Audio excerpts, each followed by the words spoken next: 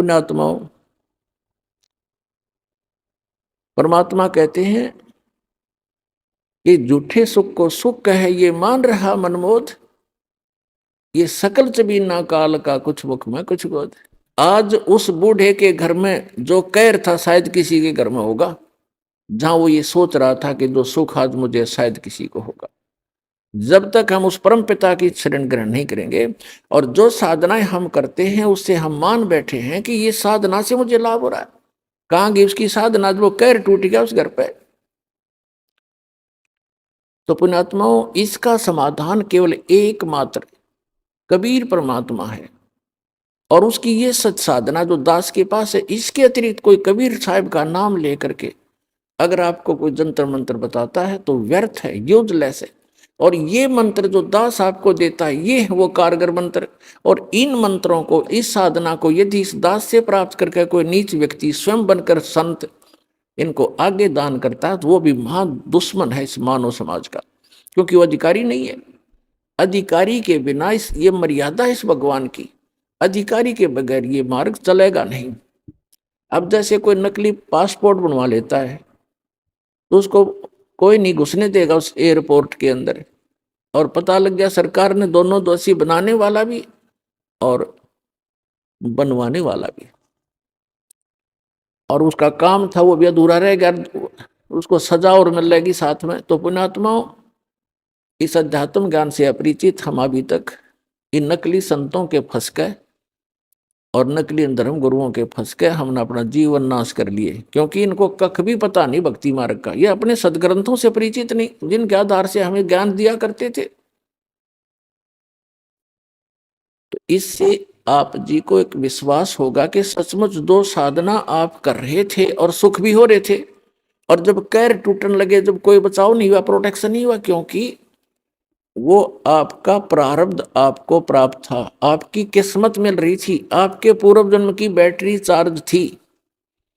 और जब तक बैटरी चार्ज है इन्वर्टर की तो आपके पंखे भी चलते नजर आएंगे, आपकी ट्यूब भी जग रही होगी, रोशनी घर में होगी, लेकिन चार्जर नहीं लगा रखा, लाइट ठीक नहीं है, तो समझ लीजिए कि एकदम अंधेरा हो जाएगा, सब सुविधाएं आपकी समाप्त हो जाएंगी, क्योंकि वो चार्जर आगे है नहीं जिससे बैटरी में जो पावर स्टोर हो रही थी। तो अब ये जो चार्जर दिया जाएगा आप सभी पुण्यात्माओं को, और इससे आप अपनी इस आत्मा को चार्ज करो, आपके जो सुख समाप्त हो गए थे फिर से शुरू हो जाएंगे।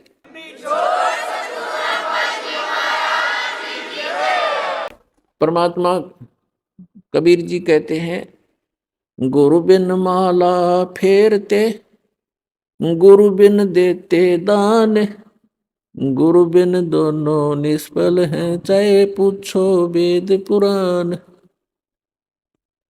गुरु गोविंद दोनों खड़े, काके लागू पाए, बलिहारी गुरु अपना, जिन गोविंद दियो मिलाए। गुरु बड़े गोविंद से मन में देख विचार, हरि सुमरे सो रह गए, गुरु सुमरे हो अपार। कबीर हरि जय रूठ जा, गुरु की शरण में जाए, कह कबीर गुरु रूठ गए तो हर ना करे सहाय। अब जैसे क्या बताते हैं परमात्मा कि जिस समय आपका राम रूठ गया, हरि रूठ गया, भगवान रुष्ट हो गया, तो कैसे लक्षण होंगे। जैसे कोई दुखी व्यक्ति होता है और उसको आपदा पर आपदाएं आ रही हैं तो वो अपने आप कहता है कि अभी मेरा भगवान रुष्ट हो गया, मेरा राम रूठ गया। और जिसके सुख दिखाई देता है उसको सभी कहते हैं कि भाई इसका भगवान राजी है, इसका परमात्मा प्रसन्न है इसके ऊपर। तो पुण्यात्माओं, जैसे परमात्मा प्रसन्न का क्या लक्षण है कि उसके पुण्य उसके साथ हैं, तो तब तक उसका भगवान खुश दिखाई देता है। और जिसके पास पुण्य नहीं है उस पर पुण्य से सुख होता है और पाप से दुख होता है।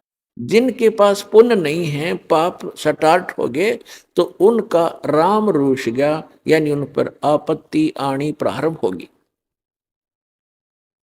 तो यहां परमात्मा कहते हैं कबीर परमेश्वर जी अपनी महिमा आप बताने आते हैं। वो आप आरती, आप साजे, आप किंगर, आप बाजे, आप ताल धान धनकारा, आप नचे आप देखन हारा, कह कबीर ऐसी आरती गाऊं, आप मध्य आप समाओ।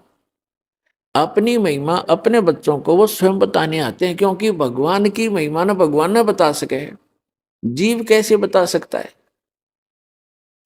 आप क्या बताते हैं कि जब आपका राम रुस गया तो आपके पुण्य समाप्त हो गए, आपत्ति स्टार्ट होगी, दुख पर दुख आने लगे। तो परमात्मा कहते हैं कि उसका समाधान क्या है। जैसे आप कोई एक घड़ा पानी का भर के या एक बोतल पानी की भर के और सफर में जा रहे हो या कहीं खेतों में काम कर रहे हो, कोई मजदूरी कर रहे हो,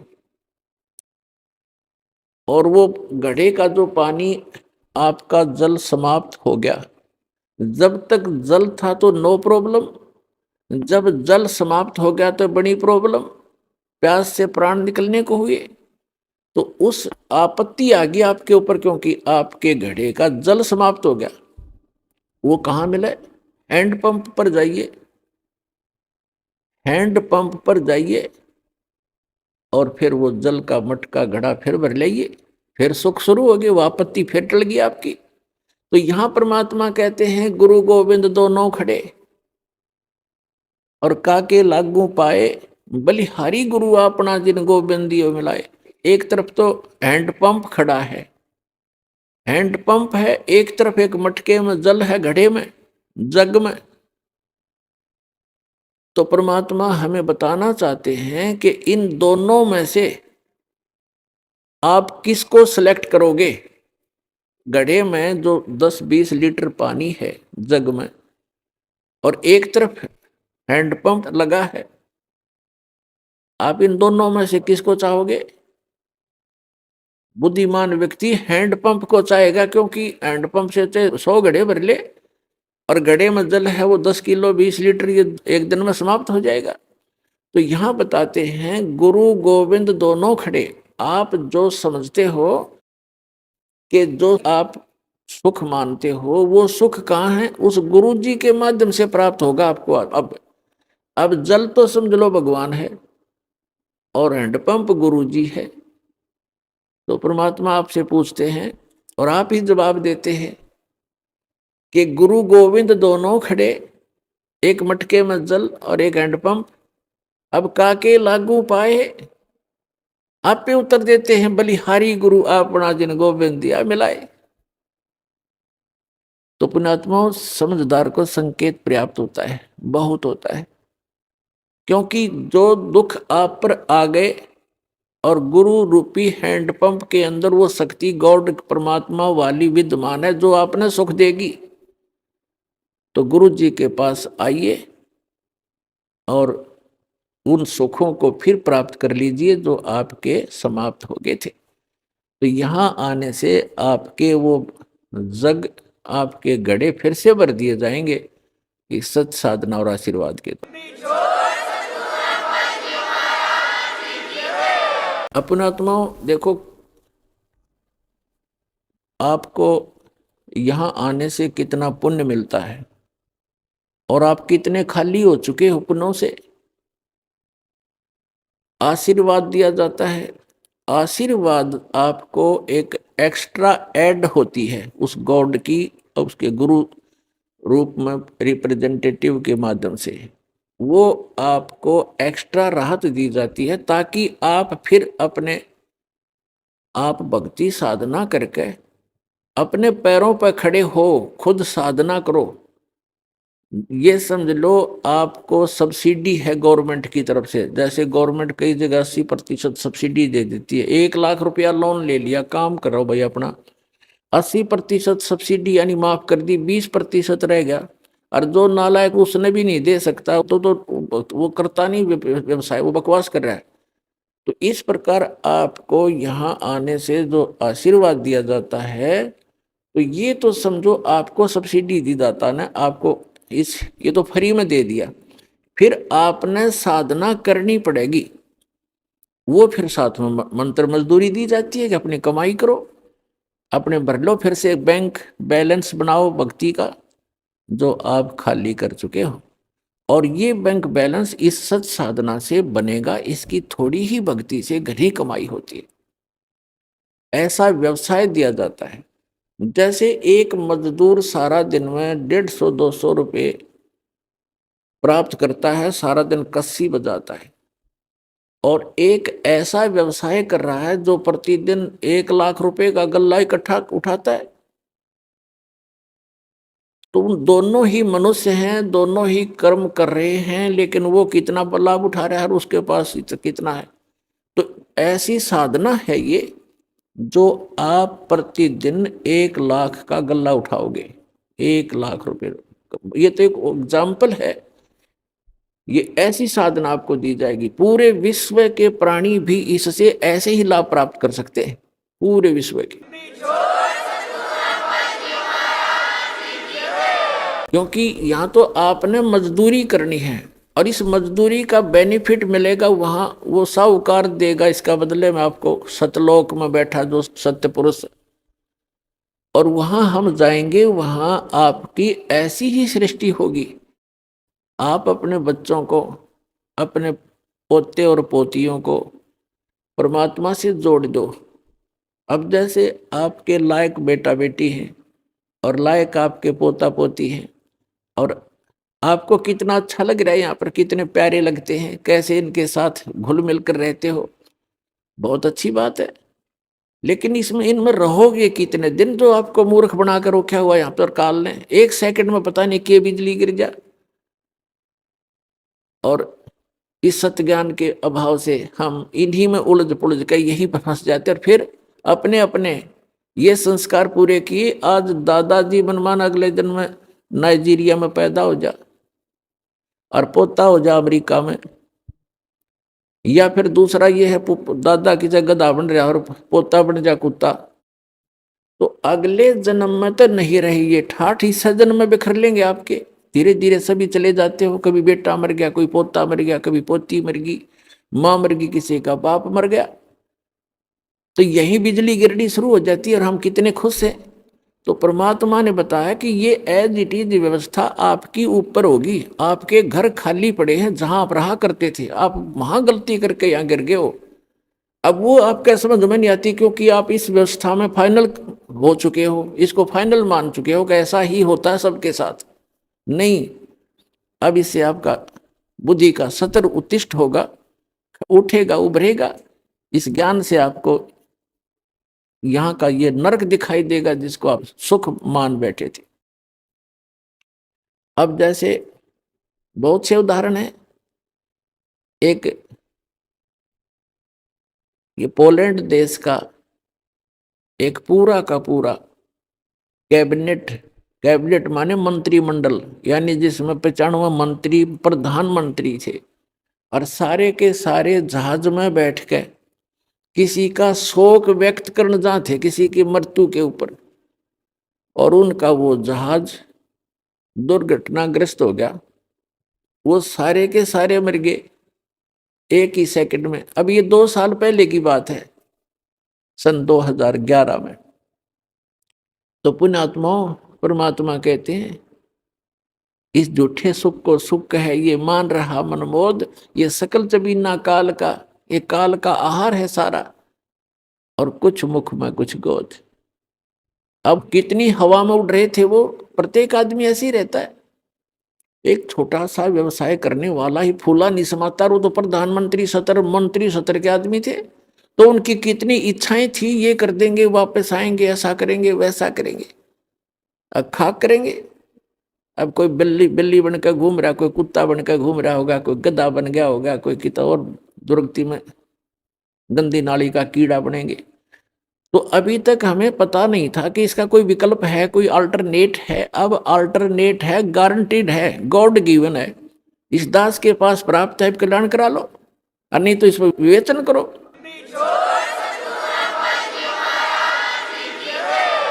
ऐसे ही यहाँ बहुत से उदाहरण आप देखते हो। एक मुख्यमंत्री जी हेलीकॉप्टर में जा रहे थे,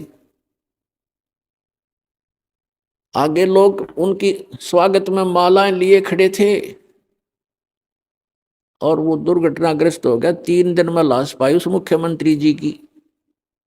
और अब क्या बनेगा आगे का हमें पता है, इस दास को पता है, परमात्मा के विधान से परिचित। अगले जन्म में वो गधा बनेगा।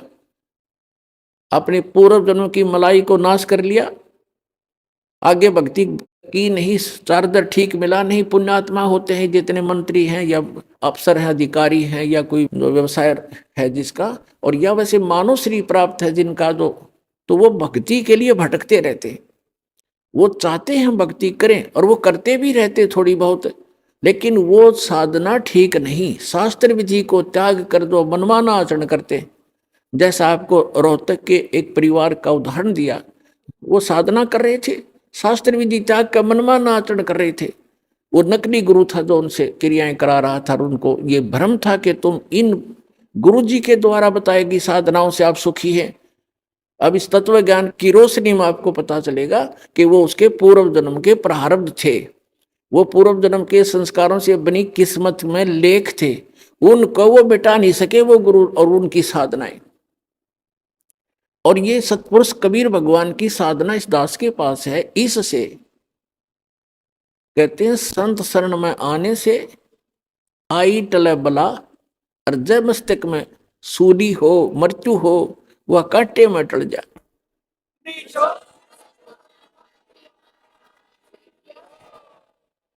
तो वो कांटे में टल जाए, यानी थोड़ी बहुत, जैसे किसी की मृत्यु होनी हो और टांग टूट गई दुर्घटना में, सारा न बचाव रह गया, टांग तो जुड़ जाएगी 6 महीने में, और जीवन कैसे मिले।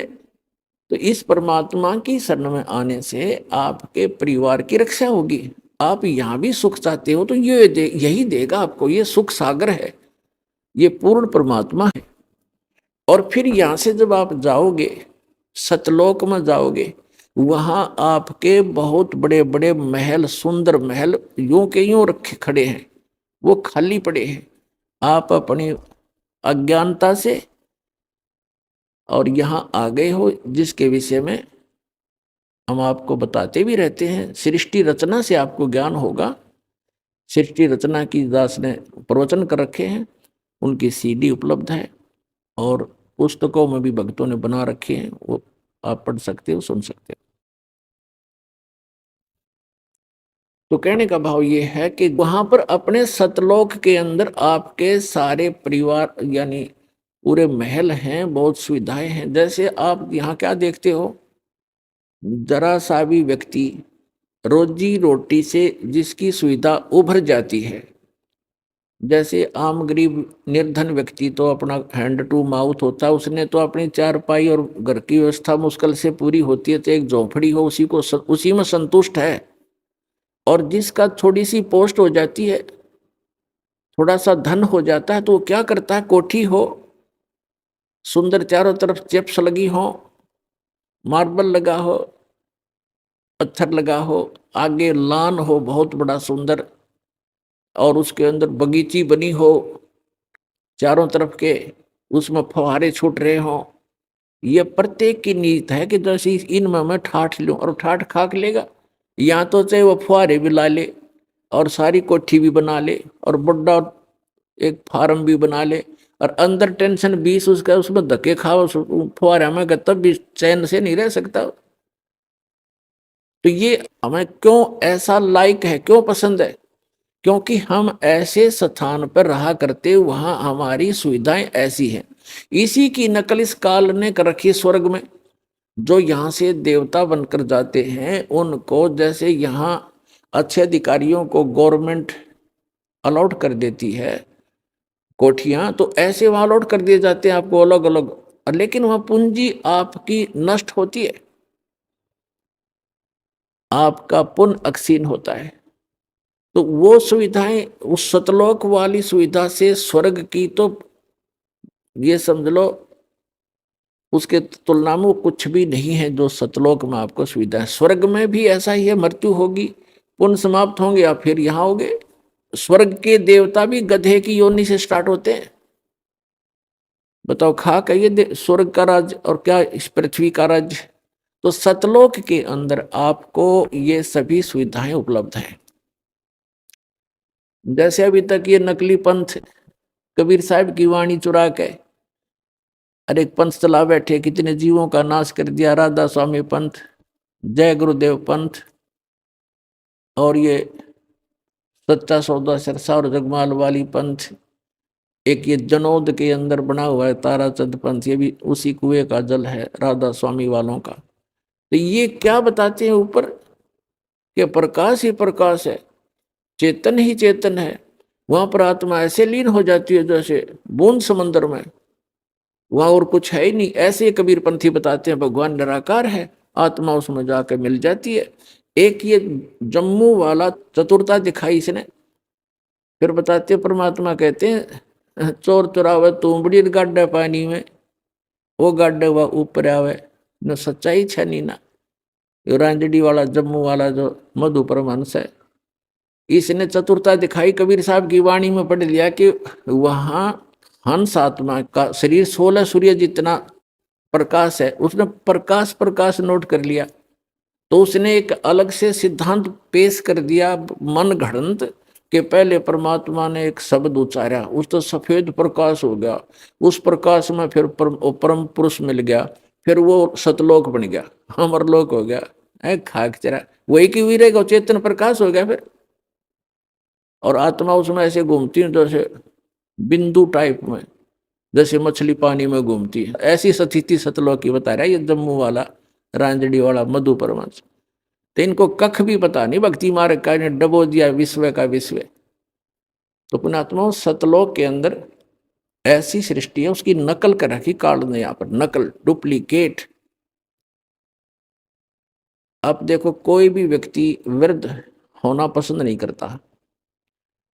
अब एक लगभग 75 वर्ष की वृद्धा, और उसको मैंने कहा बुढ़िया चली तेरा सुन ली बात अर्जी तेरी, ने बोली तने बुढ़िया दिखू मैं, और जाड़ ने दांत उसके। मैं कहा भाई बुढ़िया कद दिखेगी, फिर मेरे समझ में नहीं आई। मैं तुझसे ज्यादा नहीं बोला, पर अपने मन में मैंने सोचा देख, वो हमें तो ज्ञान हो गया कि इस मन का स्वभाव है, क्योंकि ऐसे स्थान से आया है ये बूढ़ा होना पसंद नहीं करता। ऐसे ही एक रिटायर्ड मास्टर जी था, वो कहने लगा जी ऐसे ऐसे अभी नाम लिया मैंने आज ही, और मेरे ऐसी ऐसी गड़बड़ सी रहती है। मैं बोला वृद्ध हो गई भी, इतनी थोड़ी बहुत ठूठ तो हो ही जाती है। मैं बोला अभी बूढ़ा कहाँ हुआ, 74 साल का ही तो हूँ। अच्छा भाई बूढ़ा कर दोगा फिर तो ये स्थिति हमारे मन की है, और ये बिल्कुल ठीक है। और फिर मृत्यु क्यों होती है, जब हम कितने सुखी हैं यहाँ पर, सारा जीवन एक संपत्ति संतान को जोड़ने में, उनकी सुरक्षा में, उनके पालन पोषण में लगा देते हैं, और फिर ना संतान का भरोसा ना अपने आप का। एक सेकंड में के बिजली गिर जाए इस गंदे लोक में। तो ये इसका समाधान बताया भगवान। अभी तक विकल्प नहीं था हमारे पास। हम ज्यादा से ज्यादा स्वर्ग माना करते थे, स्वर्ग चले जाएंगे। स्वर्ग का नहीं पता था स्वर्ग में गए हुए प्राणी भी वापस आते हैं। श्रीमद् भगवत गीता अध्याय नंबर 8 के श्लोक नंबर 16 में कहा कि अर्जुन जो मेरी भक्ति करता है ब्रह्म तक की, जैसे गीता अध्याय नंबर 8 के श्लोक नंबर 13 में ये गीता ज्ञानदाता कहता है मेरा एक ओम अक्षर है मुझ ब्रह्म का, ओम इति एकाक्षरम ब्रह्म विवरण माम अनुसमरण ये प्रयाति तजन देहम से याति परमाम गतिम। मुझ ब्रह्म का केवल एक ओम मंत्र है, नथिंग एल्स। इसके अतिरिक्त कोई मंत्र नहीं। ये और अटपट करते हैं ओम नमः शिवाय, ओम भगवते वासुदेव नमः, एवं नमः, ये बकवाद है सारी। ये मंत्र नहीं मोक्ष मार्ग, ये तो भांग है समझ लो, गेहूं के बीज के स्थान पर।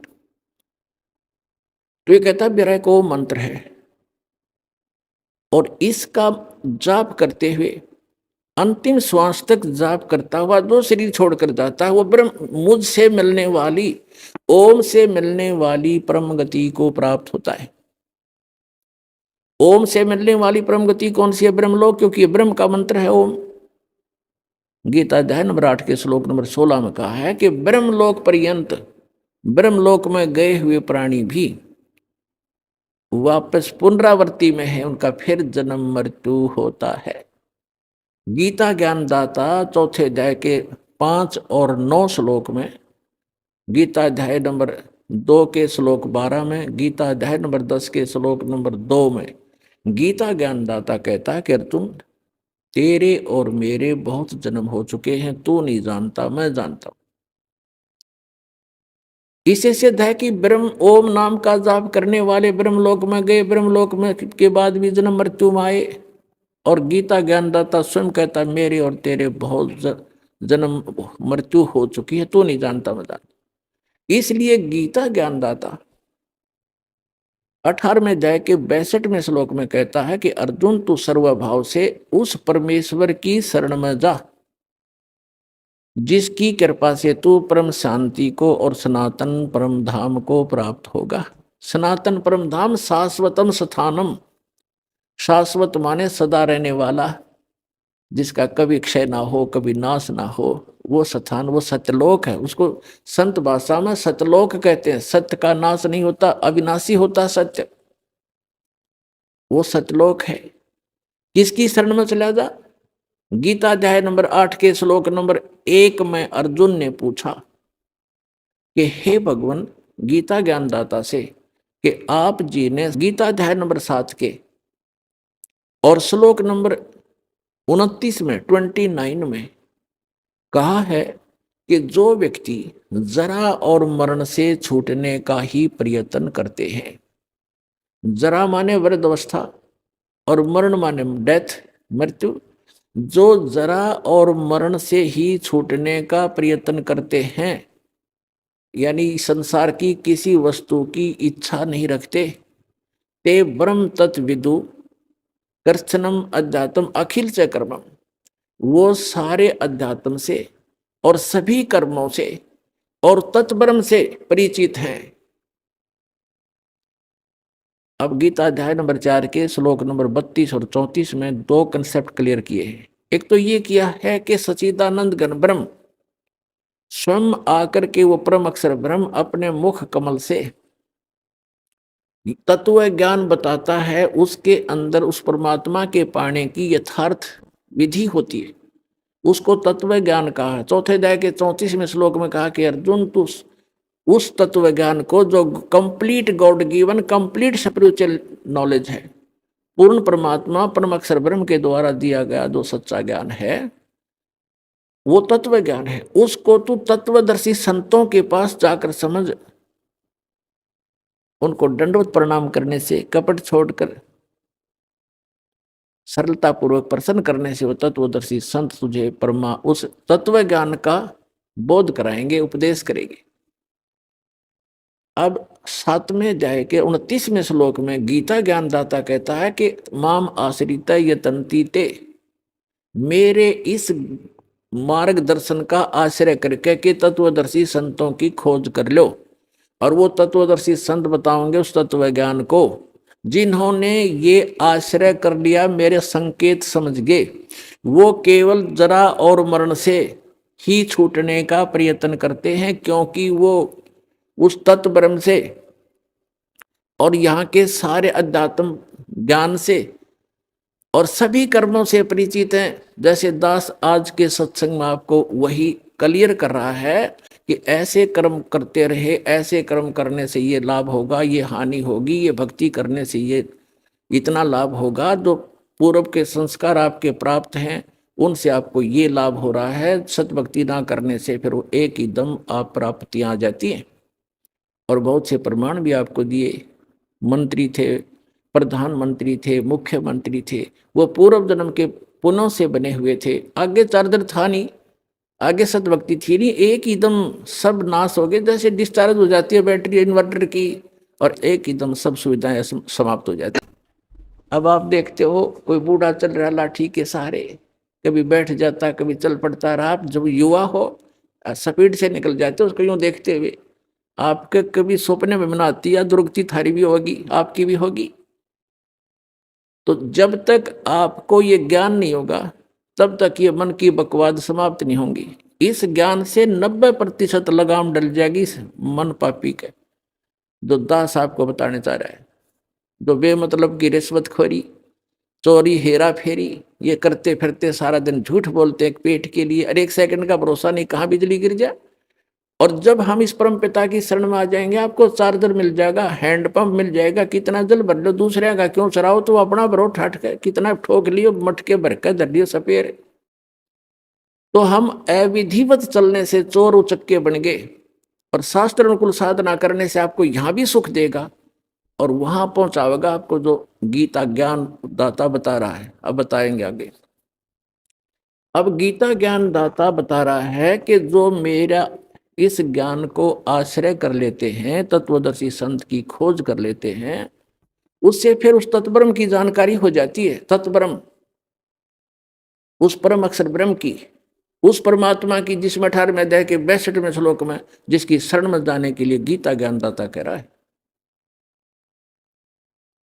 उसकी जानकारी होती है और सभी कर्मों से परिचित हो जाते हैं और सभी अध्यात्म कंप्लीट स्पिरिचुअल नॉलेज से वो परिचित हो जाते हैं।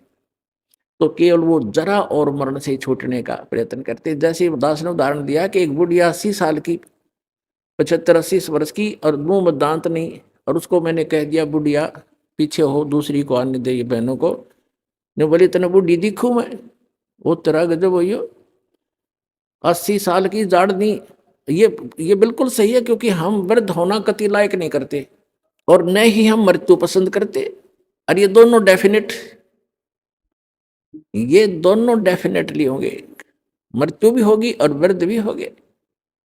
तो पुण्यात्मा, 8वें अध्याय के प्रथम मंत्र में अर्जुन ने पूछा कि हे गीता ज्ञानदाता से कि हे पुरुषोत्तम, क्योंकि उसको पुरुषोत्तम मान रहा था, वो श्री कृष्ण मान रहा था कि श्री कृष्ण ये ज्ञान दे रहा, लेकिन श्री कृष्ण के अंदर यूं काल बोल रहा था गीता ज्ञानदाता। उसने पूछा कि किम तत्ब्रह्म, किम अध्यात्म, किम कर्म पुरुषोत्तम। तो उसने पूछा कि वो तत्ब्रह्म क्या है जिसको जानकर, और क्या वो अध्यात्म ज्ञान है, उसके विषय में गीता ज्ञानदाता 8वें अध्याय के 3रे मंत्र में कहता कि वो परम अक्षर ब्रह्म है। वो परम अक्षर ब्रह्म है, गीता ज्ञानदाता से अन्य है वो भगवान, जो सर्व सुखदायी है, सर्व पाप नाशक है, और जो शाश्वत स्थान प्रदान कराने वाला है। इसलिए 18वें अध्याय के 62वें श्लोक में कहा कि अर्जुन तू सर्वभाव से उस परमेश्वर की शरण में जा, उसकी कृपा से ही तू परम शांति को और सनातन परम धाम को प्राप्त होगा। अब गीता ज्ञानदाता ने तो 8वें अध्याय के 13वें श्लोक में अपनी साधना बता दी कि मुझ ब्रह्म का केवल एक ओम अक्षर है, ओम इति एकाक्षरम ब्रह्म व्यवहारण माम अनुसमरण ये प्रियाति तजन देहम स याति परमाम गतिम। अब उसने स्पष्ट कर दिया कि मेरा तो एक ओम मंत्र है मुझ ब्रह्म का, और ओम से क्या मिलता है ब्रह्मलोक। 8वें अध्याय के 16वें श्लोक में बता दिया कि ब्रह्मलोक पर्यंत, ब्रह्मलोक में गए हुए प्राणी भी पुनर्जन्म के अंदर हैं। वो शाश्वत स्थान नहीं हुआ जहां जाने के बाद वापस नहीं आना पड़ता। 15वें अध्याय के 1 से लेकर 4 श्लोक में श्रीमद् भगवत गीता में कहा है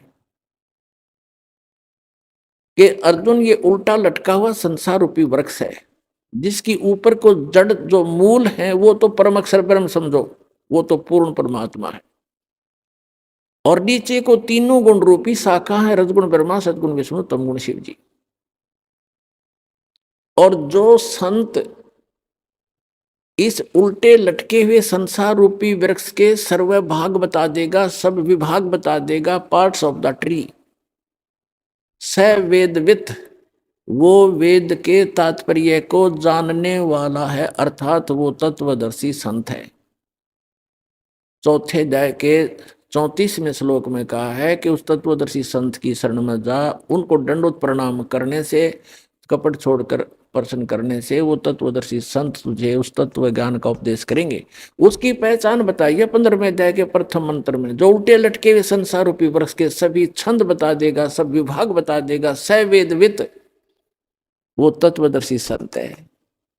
जब परम पूज्य कबीर परमेश्वर जी आदरणीय स्वामी रामानंद जी को सचखंड लेकर गए थे, फिर उनको वापस छोड़ा था, तब कहा था दोहू ठौर है एक तू भया एक से दो, और रामानंद के हम कारणे तुम आए हो मगजो, तुम साहेब तुम संत हो, तुम सतगुरु तुम हंस, और गरीबदास तेरे रूप बिना और न दूजा अंश।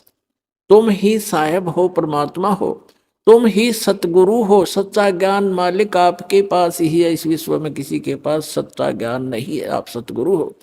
तुम साहेब, तुम संत हो। एक संत, संत माने सीधा, संत सोए दो सीधा चाले, सब बकवादें छोड़ दे यहाँ की, सब बुराइयों से हट करके अपना जैसे मालिक दे उसी में गुजारा करे। संत सोए दो सीधा चाले। तुम साहेब, तुम संत हो, तुम सतगुरु, तुम हंस, यानी सब बुराइयों से बचे हुए एक सच्चे हंस, सच्चे भक्त भी आप ही ने भूमिका की है। तुम साहेब, तुम संत हो, तुम सतगुरु, तुम हंस, और गरीबदास तेरे रूप बिना और न दूजांस। तो उस सतगुरु रूप में आए हुए 600 वर्ष पहले कबीर भगवान ने ये तत्व ज्ञान बताया था उस परम अक्षर ब्रह्म ने। वो काशी के अंदर जो धानक रूप में रहे थे, दुल्हाई रूप में, वो परम अक्षर ब्रह्म थे और आज भी हैं वो हमारे को ज्ञान देने आए थे, हमारे को एक ट्रायल देने आए थे कि संसार में घने धन की जरूरत नहीं है, जो घना इकट्ठा करता हो महामूर्ख है। कबीर साहब कहते हैं परमात्मा आपको दे जो आपके प्रारब्ध में, आपकी किस्मत में है, सहर स्वीकार करो, लेकिन उसको दुरुपयोग ना करो। बीड़ी शराब मांस तमाकू अरे तोचले बनाने पे, नाचने और गाने पे, ब्याह के अंदर बकवाद करने पे, ये दुरुपयोग है तुम्हारा। इसको या तो दान करो और अपना सीमित अपना धंधा करो, जो भगवान में बाधक ना बने।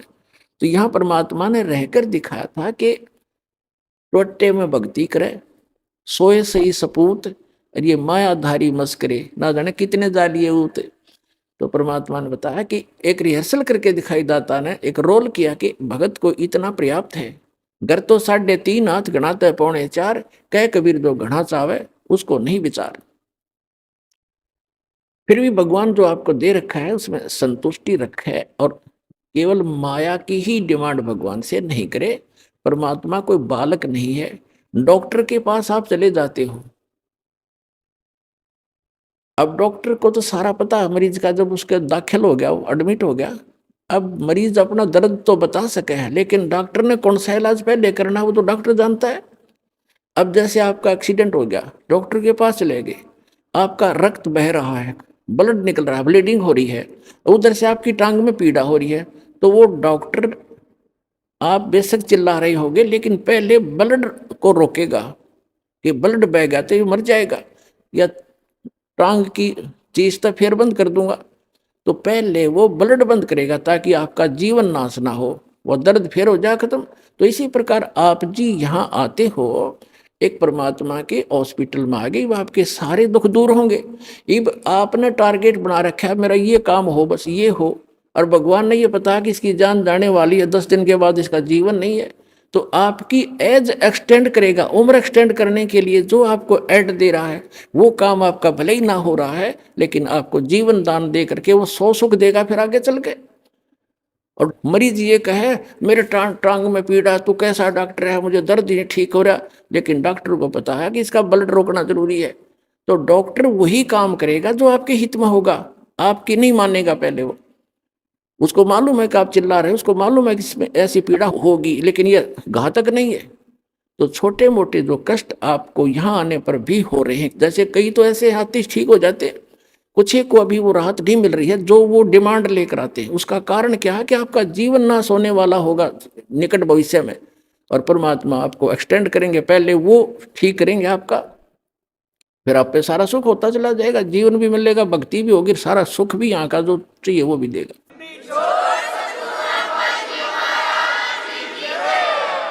तो प्रसंग चल रहा है कि हम गीता अध्याय नंबर 15 के श्लोक नंबर 1 से 4 में ये स्पष्ट किया है कि उल्टे लटके हुए संसार रूपी वृक्ष को जो जानता है स वेदवित, वो तत्वदर्शी संत है, वो वेद के तात्पर्य को जानने वाला यानी तत्व ज्ञान युक्त है। तो वो ज्ञान स्वयं भगवान ने बोला करके 600 वर्ष पहले, जिसको हम एक जुल्हा एक धानक कहा करते थे। पुण्यात्माओं, ये आपके पिता हैं, पूरे विश्व के सभी आत्माओं के हमदर्द हैं।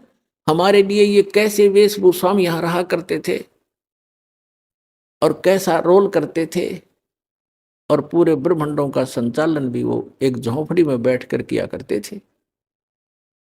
उसकी समर्थता से जब आप परिचित होगे तब आपको पता चलेगा सचमुच हम भगवान को छोड़कर अन्य की जो साधना कर रहे थे वो मोक्षदायक भी नहीं थी, सुखदायक भी नहीं थी। तो क्या बताया परमात्मा ने, अक्षर पुरुष एक पेड़ है जो पृथ्वी से बाहर दिखाई देता, उसको पूरे सभी विभाग सहित उसको पेड़ बोलते हैं, ट्री बोलते हैं, वृक्ष कहते हैं, दरखत कहते हैं, रूख कहते हैं। ये पृथ्वी से बाहर जो दिखता है, समझो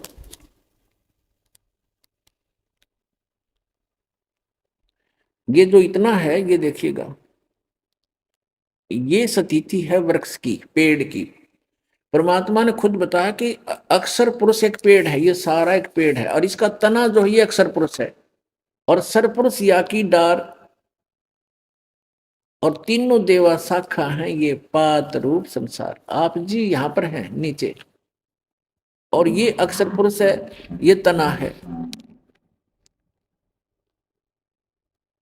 ये अक्षर पुरुष तो समझो एक तना है ये इस पेड़ का, और इससे एक मोटी डार निकली है, वो सरपुरुष है, ये सरपुरुष है जिसको ब्रह्म कहते हैं, ब्रह्म।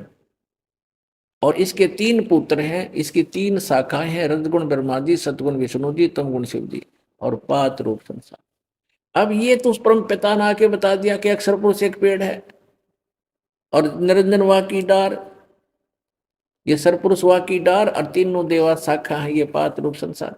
तो ये जड़ कौन है, ये बताने के लिए दास को भेजा है कि ये जड़ जो है ये परम अक्षर ब्रह्म है, इस संसार रूपी वृक्ष की।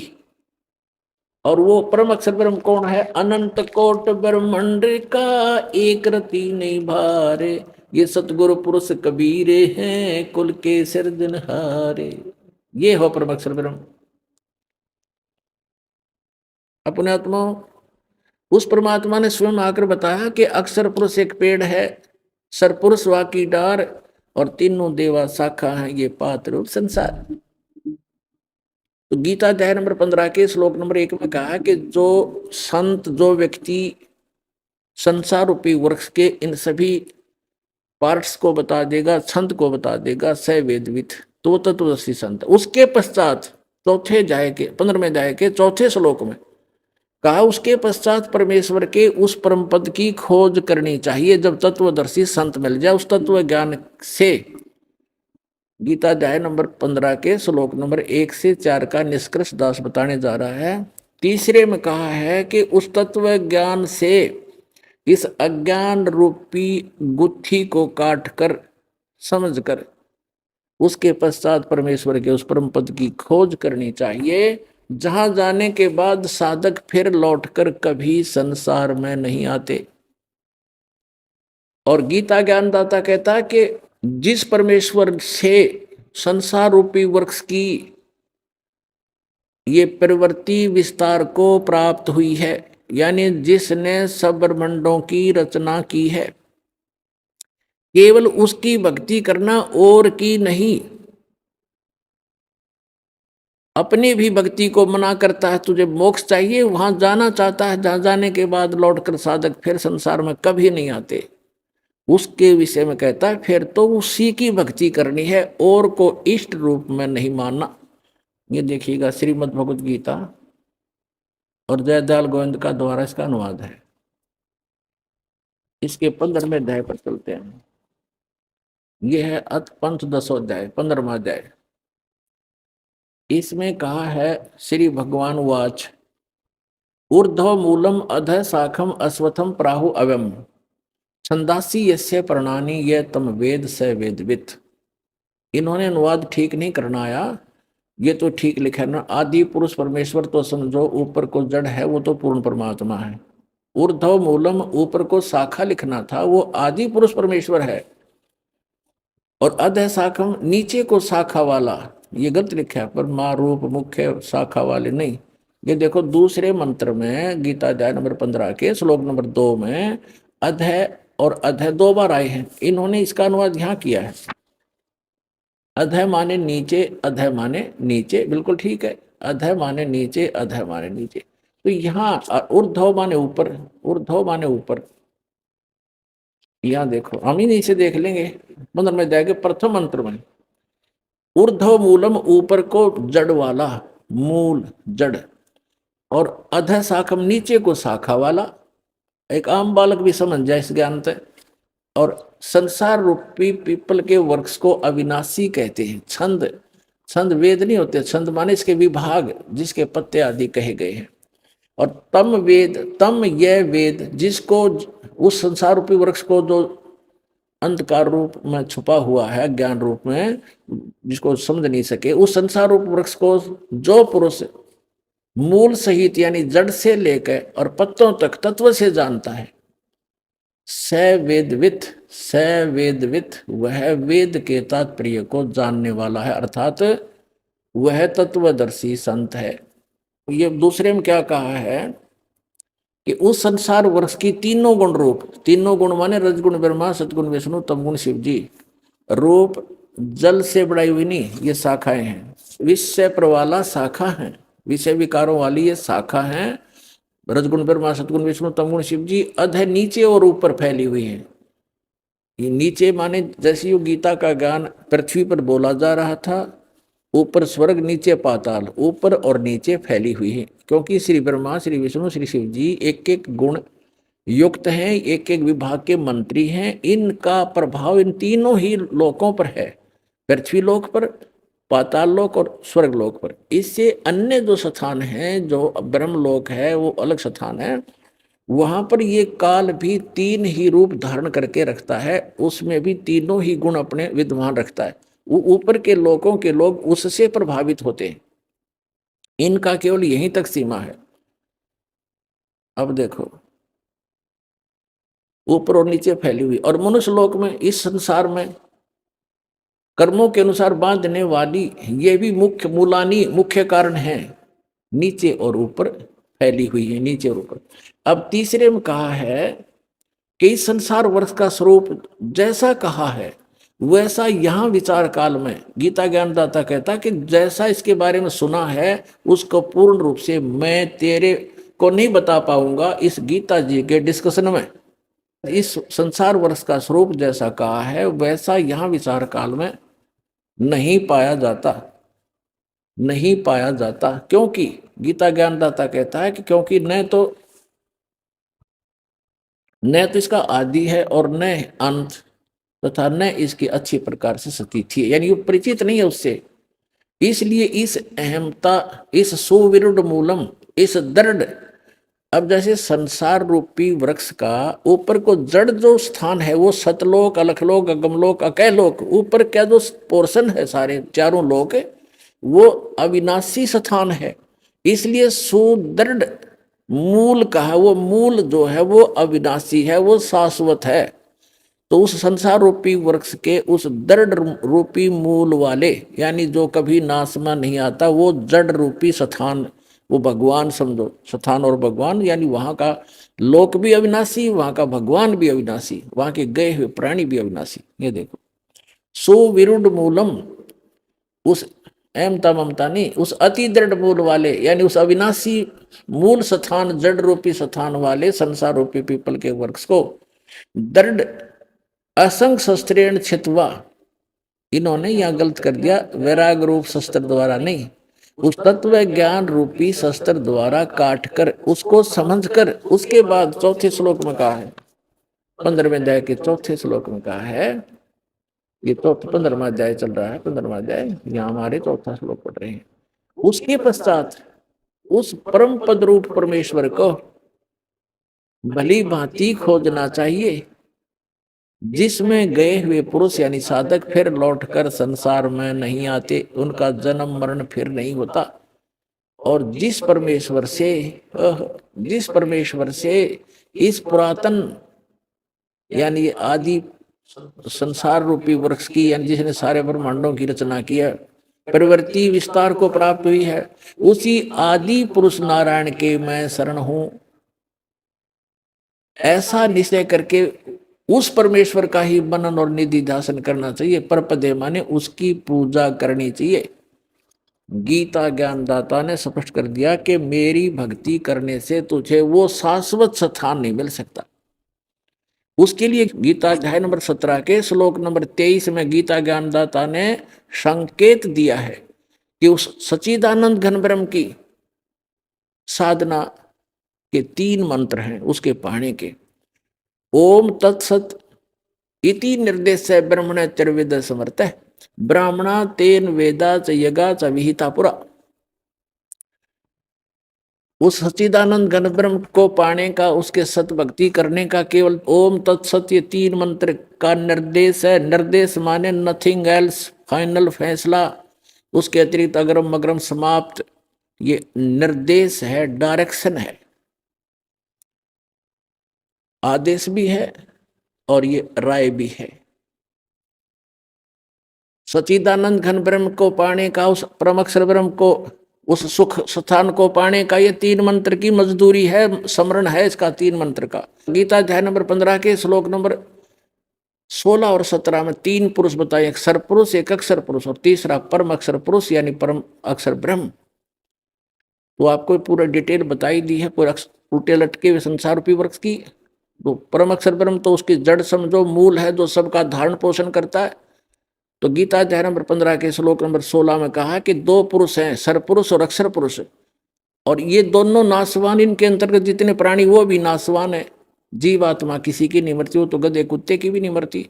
फिर 15वें अध्याय के 17वें श्लोक में तुरंत कहा कि उत्तम पुरुष है तू अन्य, पुरुषोत्तम सही भगवान तो इन दोनों से सर और अक्षर पुरुष है कोई और है जिसको परमात्मा कहा जाता है, और जो तीनों लोकों में प्रवेश करके सबका धारण पोषण करता है वो अविनाशी परमेश्वर है। यानी वृक्ष का धारण पोषण किससे होता है? मूल से होता है, जड़ से होता है, और जड़ वो परम अक्षर ब्रह्म है। तो परम अक्षर ब्रह्म वो कबीर भगवान जो है वो सबका धारण पोषण करने वाला वही है।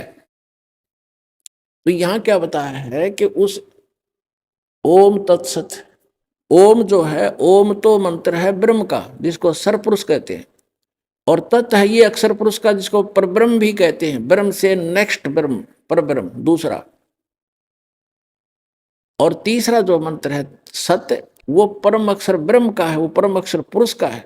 तो ये तीनों मंत्र इस दास के पास उपलब्ध हैं। इन तीनों मंत्रों की मजदूरी करनी है, इसकी साधना करनी है।